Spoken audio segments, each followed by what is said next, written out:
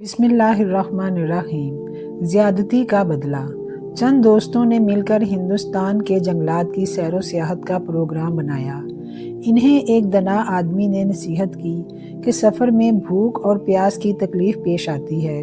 پرخطر اور جنگل و بیابان کے علاقے میں اگر کوئی چیز کھانے کو نہ ملے تو بھوک کی شدت میں گھاس اور درختوں کے پھل اور پتوں پر گزارا کر لینا۔ جنگل میں ہاتھیوں کے نوزائیدہ بچے نہایت خوش شکل اور موٹے تازے ہوتے ہیں۔ اگر کوئی انہیں قتل کر دے تو پھر ہاتھی ان لوگوں کو مار ڈالتے ہیں۔ خبردار، بھوک کی شدت میں ہاتھی کے کسی بچے کو لقمہ نہ بنانا۔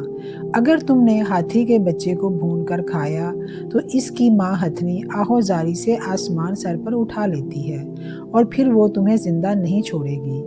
گھاس اور پتے کھا کر گزارا کر لینا، مگر ہاتھی کے بچے کو نہ مارنا۔ دنا آدمی نے کہا، میں نے اپنا فرض ادا کر دیا ہے۔ اگر تم نے طمع سے میری نصیحت پر عمل نہ کیا تو پھر تمہاری خیر نہیں۔ سارے دوست سیر و تفریح کرتے ہوئے ایک جنگل میں پہنچے۔ خورد و نوش کا جو سامان موجود تھا اس سے انہوں نے گزارا کیا۔ دوسرے دن خوراک کی نایابی اور بھوک سے نڈھال ہوئے تو ان کی ایک موٹے تازے ہاتھی کے بچے پر نظر پڑی۔ اس کی ماں اس کے پاس موجود نہ تھی۔ مست بھیڑیے کی طرح وہ نوجوان مسافر اس بچے پر ٹوٹ پڑے۔ نہ آؤ دیکھا نہ تاؤ، جھٹ پٹ اسے پکڑ کر ذبح کر ڈالا۔ ہاتھی کے بچے کا گوشت انہوں نے بھون کر اور خوب جی بھر کر کھایا۔ ان میں سے ایک نوجوان نے اس دنا آدمی کی نصیحت پر عمل کرتے ہوئے گوشت نہ کھایا۔ تھوڑی دیر بعد گوشت کے خمار سے تمام مست ہو کر سو گئے۔ جو اس ڈنر پارٹی میں شریک نہیں ہوا تھا وہ ابھی تک جاگ رہا تھا۔ نہ جانے کہاں سے اس بچے کی ماں ہتھنی چیختی چلاتی ادھر آ نکلی۔ اس نے ذبح کا خون دیکھا۔ شدت غیظ و غضب سے وہ پاگل ہو گئی۔ پہلے وہ اس نوجوان کے قریب آئی جو ابھی تک جاگ رہا تھا۔ اس سے اسے بچے کے گوشت کی بو نہ آئی۔ پھر ہتھنی نے ان سوئے ہوئے نوجوانوں کے گرد 3 مرتبہ چکر لگایا۔ ان میں سے ہر ایک سے اسے بچے کے گوشت کی بو آئی۔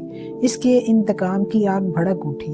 اس نے غصے سے بعض کے اوپر پاؤں رکھ کر ان کو کچل ڈالا اور بعض کو اپنی سونڈ میں لے کر ان کے 2 ٹکڑے کر دیے۔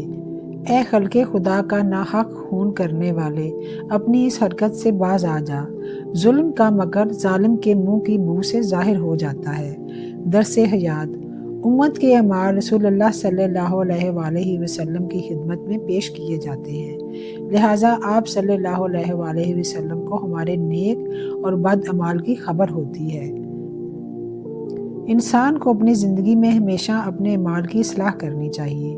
ضروری ہے کہ انسان تکبر، غرور اور حرص جیسی بری صفات سے خود کو بچائے۔ یہ برائیاں زیادہ دیر تک چھپ نہیں سکتی اور آخر کار انسان کے کردار اور رویے سے ظاہر ہو جاتی ہیں۔